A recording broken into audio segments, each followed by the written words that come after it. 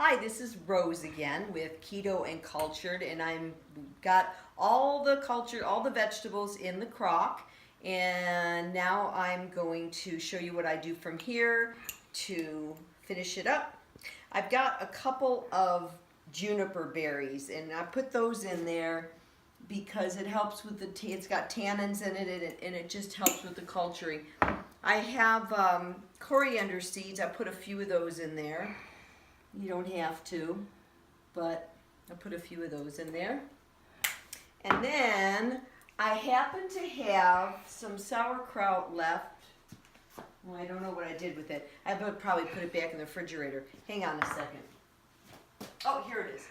When I made the sauerkraut the last time, I had a bunch of the juice left, and so I saved it in a container. And this is going to inoculate this new batch of sauerkraut just to give it a little head start. So I put quite a bit in because I want more brine. And then also, if you've been making the kefir milk and straining it with raw milk only, then you can go ahead and use some whey. If you're using homogenized pasteurized milk, don't use the whey. It isn't as beneficial, but I just put a little bit in. It's probably, let's see what I got. It's probably not much. It's probably a teaspoon.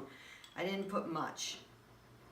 So 2 teaspoons, teaspoon and a half, and just put it in there just to give it some extra bacteria, because the whole idea is you're going to put good bacteria in this, so it's going to eat the sugars in the vegetables, and the byproduct is going to be this great, wonderful probiotic food. But we need to have it with no air in it. So I'm going to go down here to this. Let me get my plates. These come with it, or you should get them with it. They're weights. So we want to go ahead and get this. Can you get a little closer to show, honey, how the liquid is?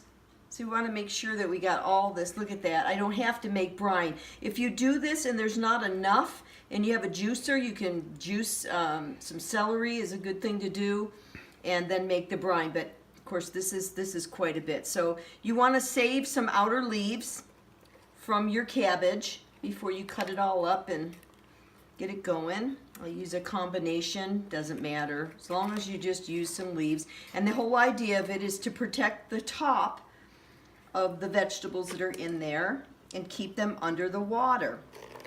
And so a good idea, you do this too if you're going to use a mason jar. It also helps me push down, because when I do this pushing without the cabbage leaves, I leave big fingerprint and big handprint impressions in it. So see what I'm doing is I'm getting it, squishing it down really hard. You want to get it down as hard as you can without letting that go over the top. And of course you're still going to have some floating around there, but you want to get it. I think I'm going to have to lift this up again.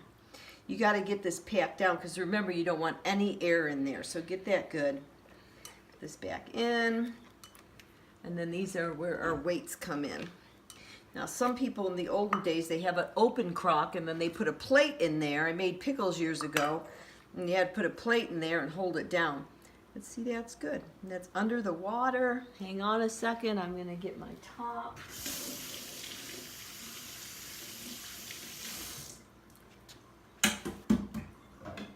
And I'm going to get some purified water. Just hang on there.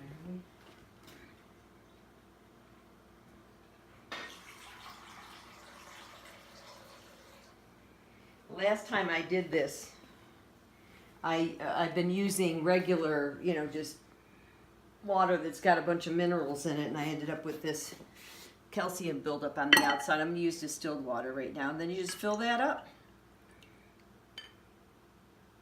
We're good. And then I put a towel underneath it. If you have a crock, I put a towel underneath. That way I can drag it around. And then we're just going to let it set for, I usually go a month. You can go a couple weeks, but I like it just teeming with as much beneficial bacteria. Vitamins and minerals are going to be multiplied. I use the sauerkraut. I put a couple tablespoons in a salad. You can eat it as a side dish, a condiment, along with whatever you're eating, and it helps bring digestive enzymes to the party so our pancreas doesn't have to work so hard creating them. Anyway, this is part 2 again Good luck with your sauerkraut, cultured vegetable baking. See you next time.